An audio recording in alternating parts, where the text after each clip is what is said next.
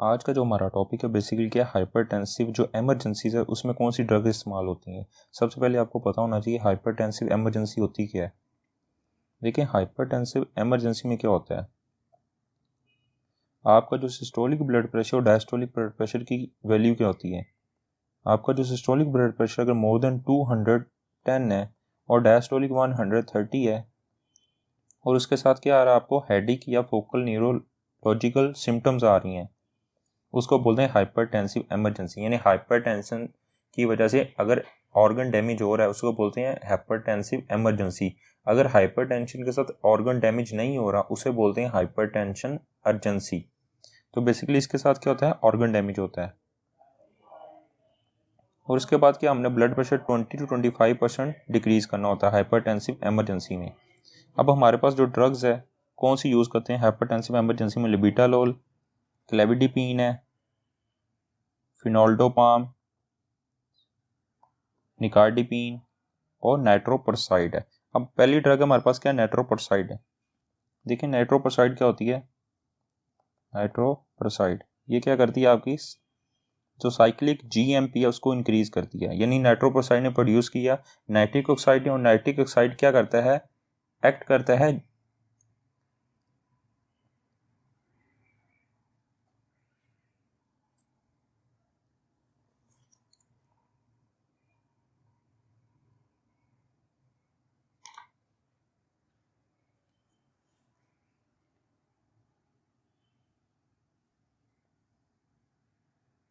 Nitric oxide act करता है कहाँ पे, ग्वानालेट साइक्लेज। और ग्वानालेट साइक्लेज क्या करता है, जो जीएमपी को कहाँ पे कन्वर्ट करता है, साइक्लिक जीएमपी में।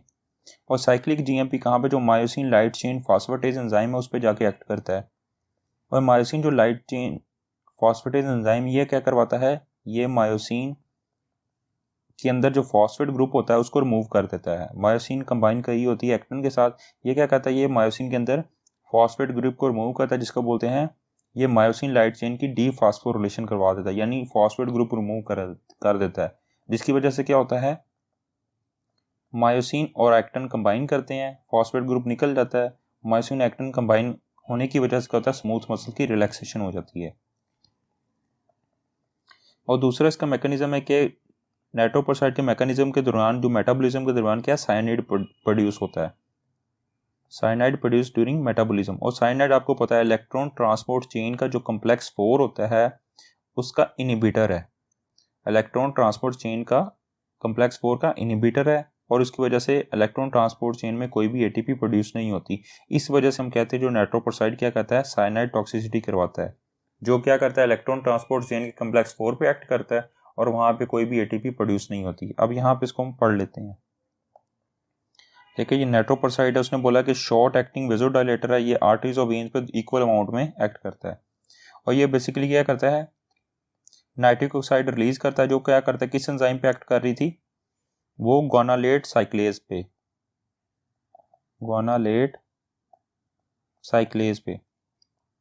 और ग्वानालेट साइक्लेज बेसिकली क्या कर रहा था, जीएमपी को इंक्रीज, साइक्लिक जीएमपी में इंक्रीज करता है। और साइक्लिक जीएमपी आपको मैंने बताया क्या करती है, फिर मायोसिन लाइट चेन पे एक्ट करती है, फॉस्फेटेज पे, वो क्या करवाता है, मायोसिन की डीफॉस्फोरिलेशन यानी फॉस्फेट ग्रुप रिमूव करता है, जिसकी वजह से स्मूथ मसल की रिलैक्सेशन हो जाती है। और ये साइनाइड टॉक्सिसिटी काज करता है। मैंने आपको बता दिया कि ये साइनाइड कैसे रिलीज होते हैं इसके मेटाबॉलिज्म के दरमियान, जो क्या करते हैं इलेक्ट्रॉन ट्रांसपोर्ट के कॉम्प्लेक्स 4 पे जाकर एक्ट करते हैं, जिसकी वजह से कोई भी एटीपी प्रोड्यूस नहीं होती है।